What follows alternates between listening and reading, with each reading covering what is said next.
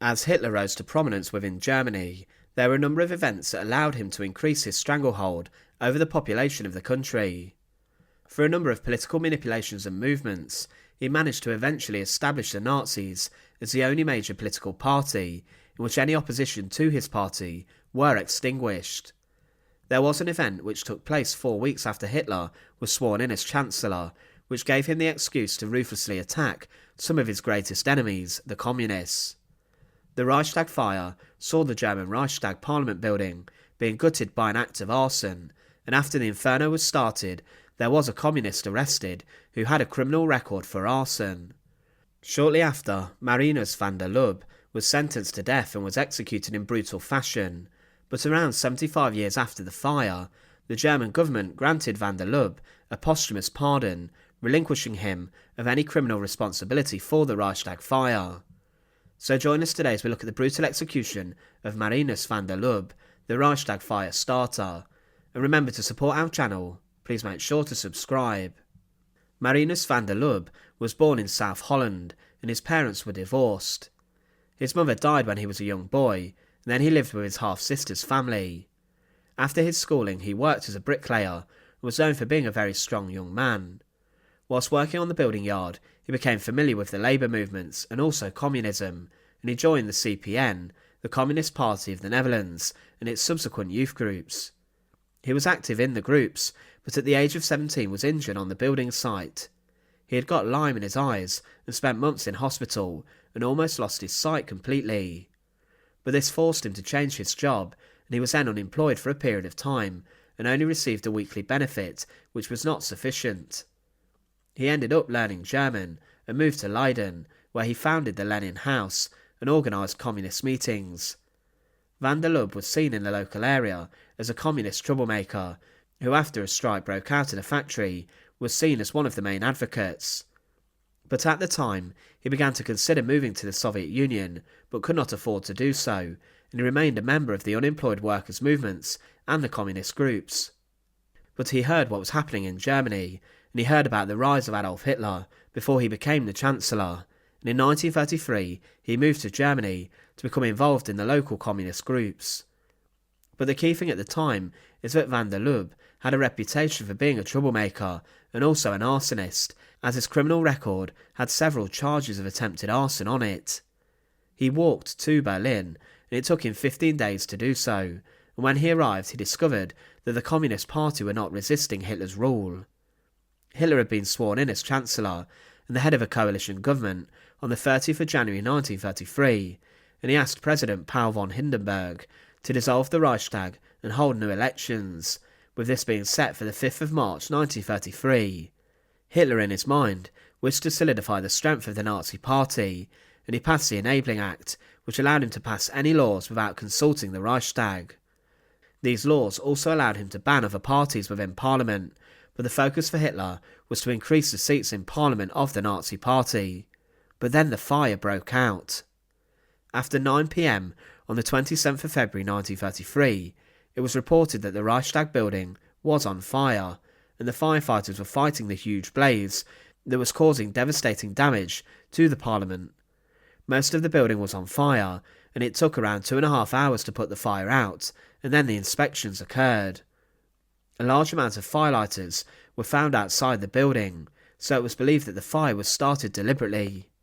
Shortly after the fire broke out, Hitler was informed, who was eating dinner with Joseph Goebbels at his apartment, and Goebbels, when he heard of the event, first believed it was a lie.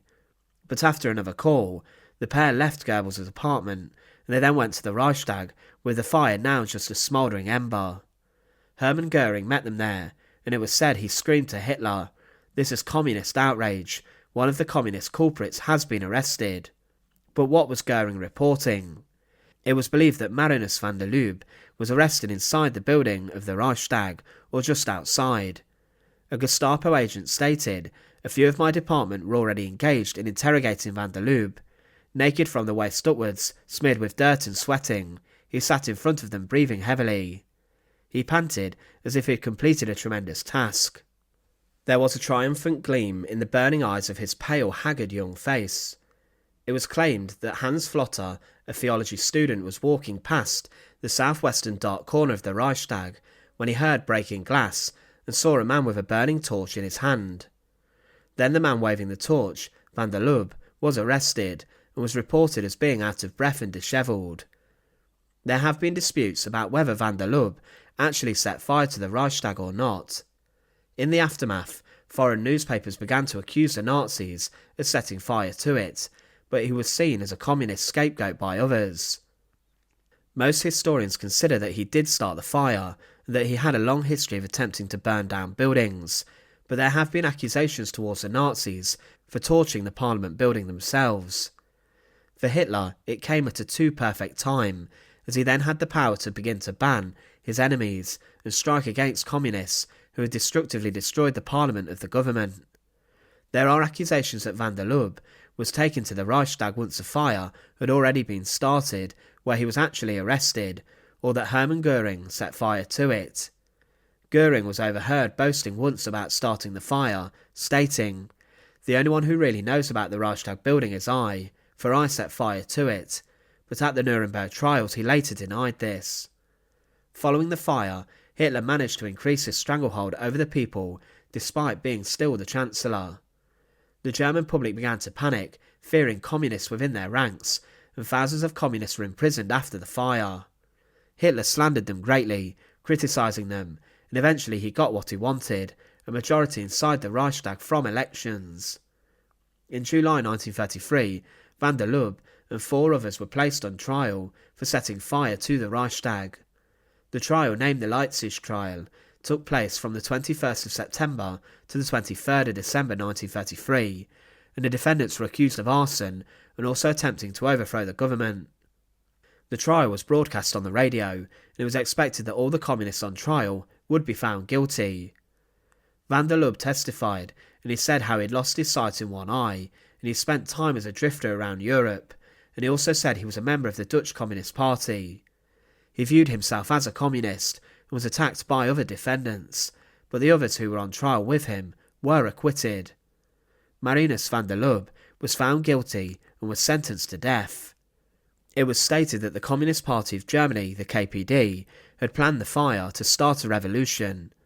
Marinus van der Lubbe appealed for clemency, but this was rejected, and after this was turned down, it was said he was to be executed by beheading the following morning.